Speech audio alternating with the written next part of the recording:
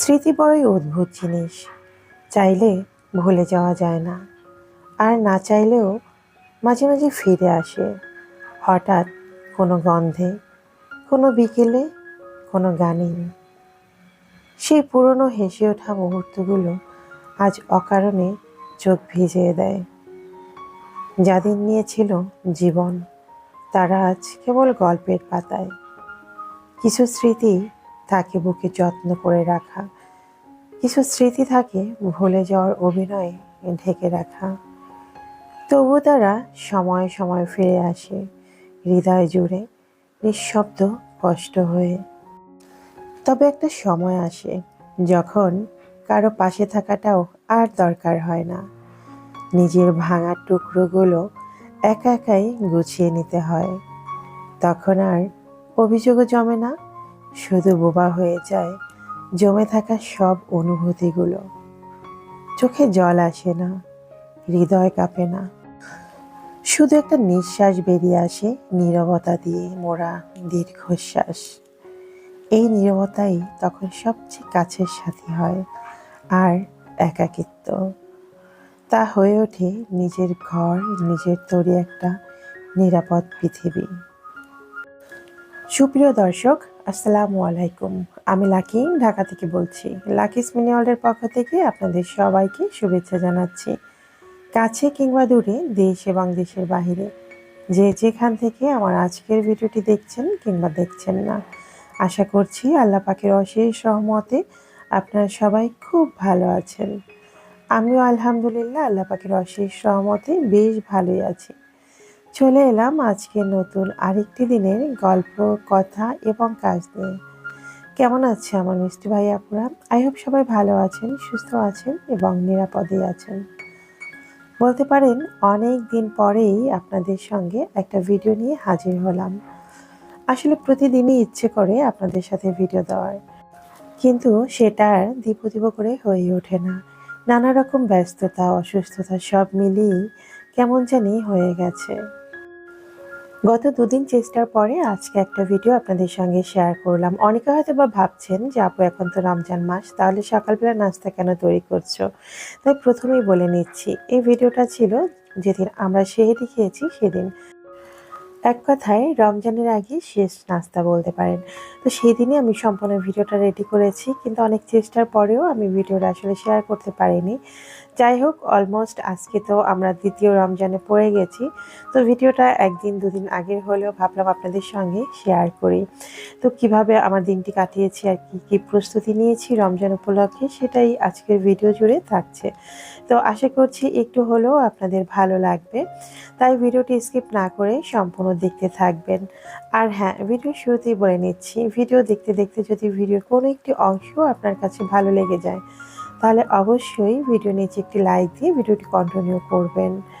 আর video বিষয়ে যদি আপনার কোনো মন্তব্য থেকে থাকে, সেটাও কমেন্ট বক্সে জানাতে ভুল করবেন না।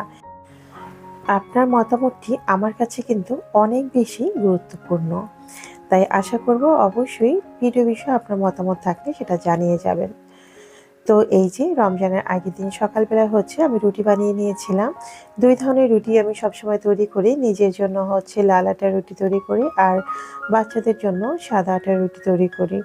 তো আজকেও সেটার ব্যতিক্রম ছিল না। আর সেই সাথে একটু সবজি ভাজি করেছি। এখানে সিম, আলু, ফুলকপি সবকিছু দিয়ে একটা মিক্স সবজি তৈরি করেছি।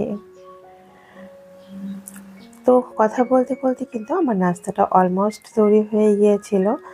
আর আমি এখন সবজিটা একটু সার্ভ করে নিচ্ছি। আর আজকে থেকে তো আমাদের কাজের চাপটা একটু বেড়ে গেছে। তো এখন আমি চেষ্টা করি সব কাজগুলো একটু ফাস্ট করে নেওয়ার জন্য। আর যেহেতু আমার হেল্পিং হ্যান্ড সকালবেলা ৮টার মধ্যে চলে আসে, তাই আমাকেও কিন্তু সব কিছু গুছিয়ে একটু ৮টার মধ্যে তার সামনে দিতে হয়, যেন সে তার কাজগুলো একটু নিজের মতো করে করতে পারে। তো আমি নাস্তার পর্বটা সেরে চলে এসেছিলাম একটু আমার বারান্দা বাগানে। এই যে দেখুন, আমার বারান্দার অ্যাজিলিয়া গাছগুলো কত সুন্দর হয়েছে। এই গাছগুলো আমি রিসেন্টলি নিয়েছিলাম। আর এই সাইডে যে গাছটা দেখতে পাচ্ছেন, এগুলো আমার গত বছরের গাছ। আমি তো ভেবেছিলাম এগুলো তার কখনো ফুলই দিবে না, কিন্তু মাশাআল্লাহ দারুণ ফুল হয়েছে। আসলে যে ফুলের যে সিজনে হয়। আর এই গাছগুলো যেখানে রেখেছিলাম সেখানে একটু অযত্নেই পড়েছিল। তো আমি আবার এবছর নতুন করে রিপোর্ট করে দেওয়ার পরে মাশাআল্লাহ ভালো ফুল ধরেছে। আর এই যে বারান্দার মধ্যেও কিন্তু আমার খুব সুন্দর ধনিয়া পাতা হয়েছে। তো এখন হচ্ছে আমি সব গাছগুলোতে পানি দিয়ে দিব। প্রতিদিনের রুটিন অনুযায়ী আমি যেটা করে থাকি সেটা হচ্ছে সকালবেলা নাস্তার পর্বটা শেষ করেই আমার সমস্ত গাছগুলোকে পানি দিয়ে দিই। তো এখন যেহেতু রমজান মাস, সকালবেলা ঘুম থেকে উঠে হচ্ছে এই কাজটা করে নিতে হবে। রমজান মাসের সমস্ত নিয়ম কানুনই কিন্তু আমাদের চেঞ্জ হয়ে যায়।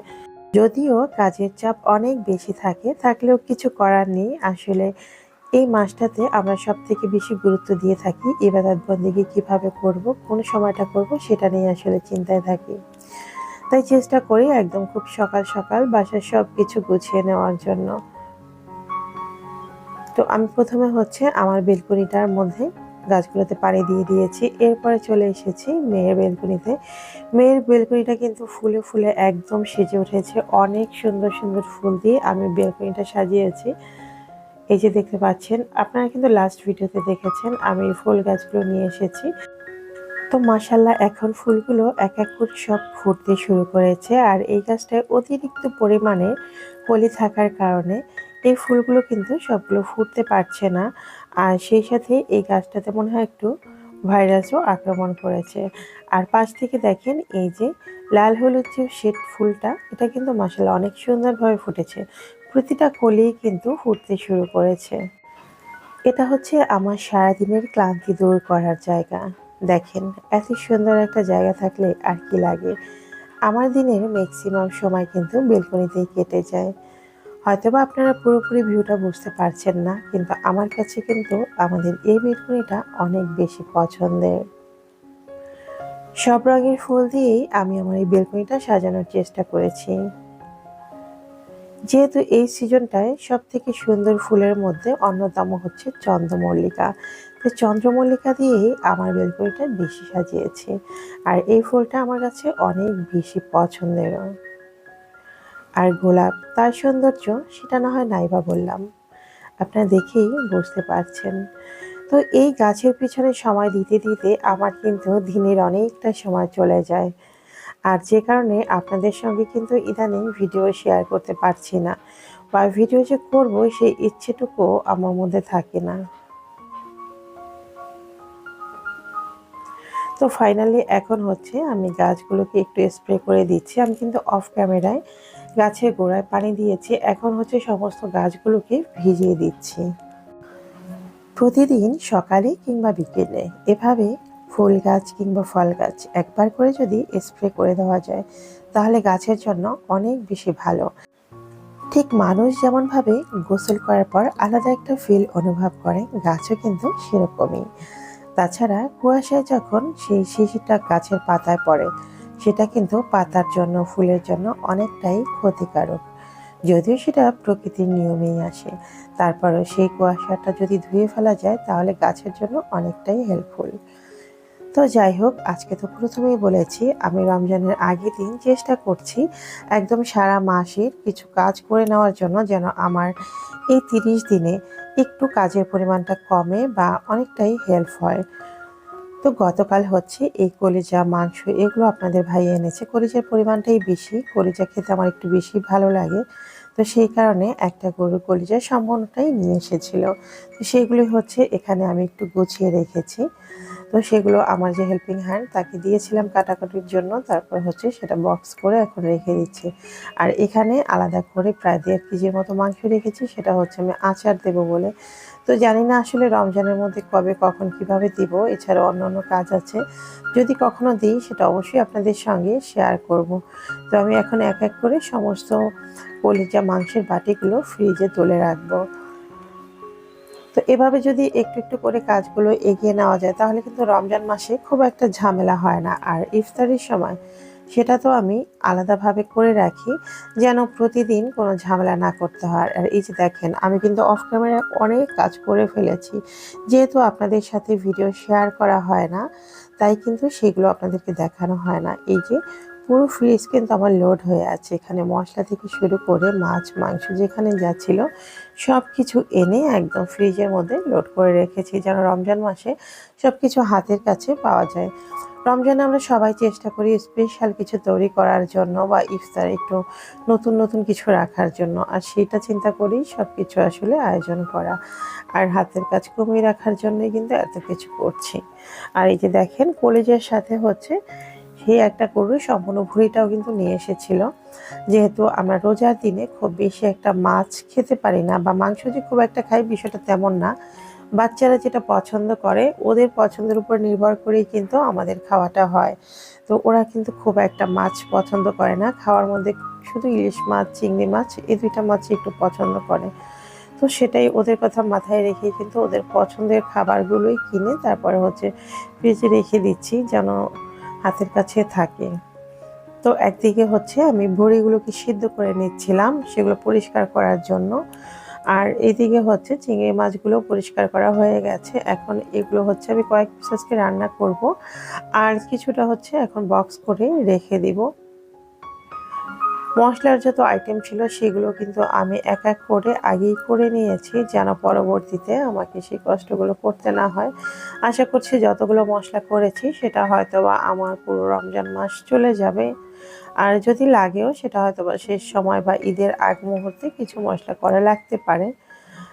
কারণ বলা তো যায় না, রোজার মাসে কিন্তু আমাদের রান্নার পরিমাণ বা ইফতারের পরিমাণটা একটু বেশি থাকে, সেই জন্য হয়তো বা আমাদের চাহিদা অনুযায়ী একটু বেশিই লাগে সব কিছু। আর রমজান মাসে তো আল্লাহ পাক বান্দা যা কিছুই খাক না কেন সেটা কিন্তু কোনো হিসেব রাখে না। তো একদিকে হচ্ছে মাছগুলো গুছিয়ে নিয়েছি, আর এইদিকে হচ্ছে আমার যে হেল্পিং হ্যান্ড সে খালাকে বলেছি বেসনের গুঁড়ো করিয়েছি। এগুলো তো আমি প্রতি বছর নিজেরাই হোমমেডভাবে করাই, তো এবারও সেটাই করিয়েছি। প্রতি বছর তো আপনাদের সঙ্গে রেসিপি আকারে শেয়ার করি, এবছর কিন্তু সেটা আর করা হয়নি, আসলে সময় সুযোগের কারণে কোনো কিছুই পারি না। আর এই যে দেখেন এই দিক থেকে তো আমি মাঝে মাঝে সুযোগ পেলে একটু সেলাইয়ের কাজও করি। তো আমার মেশিনটা কিন্তু অনেক পুরনো হয়ে গেছে, এটার প্রতি একটা মায়া জন্মে গেছে আমার। আমার বিয়ের পরপরই এই মেশিনটা আমি কিনেছিলাম, তখন আমার মেয়েটা অনেক ছোট ছিল, একদমই 6 মাসের মতো হবে বাচ্চা। তো তখনই মেশিনটা নিয়েছি। তো পুরাতন মেশিনটা এখনও আমার বাসায় শোভা দিচ্ছে, মাঝে মাঝে এটা দিয়ে আমি টুকটাক অনেক কিছু করে থাকি। তো এই দিক থেকে হচ্ছে আমি অফ ক্যামেরায় সব কাজগুলো করে নিয়েছি, ভ্যাসনগুলো চালা হয়ে গেলে সেগুলো বক্স করে রেখে দিয়েছি। আর এদিকে হচ্ছে আমার যে হেল্পিং হ্যান্ড তিনি কিন্তু ভুঁড়িগুলোকে গুছিয়ে নিয়েছে মোটামুটিভাবে। তো বক্স করে রাখতে রাখতে ফ্রিজের অবস্থাও খারাপ হয়ে গেছে, একদম লোড হয়ে গেছে, তাই আজকে ভাবলাম এগুলোর বক্স করে রাখবো না। আর এত বক্সেই বা কোথায় পাবো, বক্সে কিন্তু ফ্রিজে একটু জায়গাটা বেশি নেয়, আর যেহেতু আমি গোল বক্সে রেখেছি সেই কারণে আসলে জায়গাটা বেশি নিচ্ছে। তো এগুলো হচ্ছে আমি পলি করে রেখেছি, আর এই সমস্ত পলিগুলো এখন বড় একটা পলিতে ভরে রাখবো যেন ভুঁড়ি কোন পলিতে আছে সেটা আমি বুঝতে পারি খুব সহজে। তো এখানে প্রায় 7 কেজির মতো ভুঁড়ি ছিল, আমি হচ্ছে সেটাকে 6 ভাগে ভাগ করেছি, কারণ রমজান মাসে কিন্তু খুব বেশি একটা আমাদের খাবার খাওয়া হয় না। একদিন রান্না করলে সেটা কিন্তু 2 দিন 3 দিন পর্যন্ত আমাদের হাঁড়িতে ঝুলতে থাকে। তো সেটা মাথায় রেখে পরিমাণ মতো আমি ভুঁড়িগুলো রেখেছি, আর সেগুলোকে এখন ফ্রিজে তুলে রেখেছি। এরপর যে কাজটা করছি সেটা হচ্ছে সবথেকে বেশি আমার কাছে ইম্পর্টেন্ট, যেটা আমাদের পুরো রমজান মাস জুড়ে প্রতিদিনই আমাদের প্রয়োজন হবে। তো সেই প্রয়োজন অনুযায়ী আমি হচ্ছে আজকে বাসায় যতটুকু শুকনো মরিচ ছিল সেগুলোকে এই যে একটু ভেজে নিয়েছি, হালকা একটু তেল দিয়ে একটু ভেজে নিয়েছি যেন পুড়ে না যায় বা কালারটা নষ্ট না হয়ে যায়, সেভাবে মাথায় লক্ষ্য রেখে তারপর হচ্ছে মরিচটা ভেজে নিয়েছি। এখন সেটাকে কয়েক মিনিট আমি রেখে দিব একটু ঠান্ডা হওয়ার জন্য, তাহলে কিন্তু মরিচগুলো একদম মুচমুচে হয়ে যাবে। আর এরপর হচ্ছে আমি পেঁয়াজের ব্রেস্তা করে নিচ্ছি। যেহেতু রমজান মাস তাই আমাদের প্রতিটা আইটেমে কিন্তু পেঁয়াজের ব্রেস্তার প্রয়োজন হবে, আর প্রতিদিন এত ব্যস্ত সময়ের মধ্যে আপনি যদি প্রতিদিনই ব্রেস্তা করতে চান তাহলে কিন্তু মোটামুটি অনেকটা সময় আপনার লেগে যাবে। আর আমরা যখন কোনো নাস্তা রেডি করি তার আগে কিন্তু এই পেঁয়াজের ব্রেস্তা করতে গেলে একটু ঝামেলা লাগে। এমনিতেও আমি নর্মাল সময় যেহেতু সব সময় পেঁয়াজের বেরেস্তা করে জারে ভরে রাখি ফ্রিজে রেখে দিই, সেটা কিন্তু অনেক দিন ভালো থাকে। আর এখন তো রমজান মাস, এখন তো আরও বেশি প্রয়োজন। তাই তো আমিও আজকে বেশ কিছু ব্রেস্তা করে নিয়েছি, যতদিন আর কি যায়।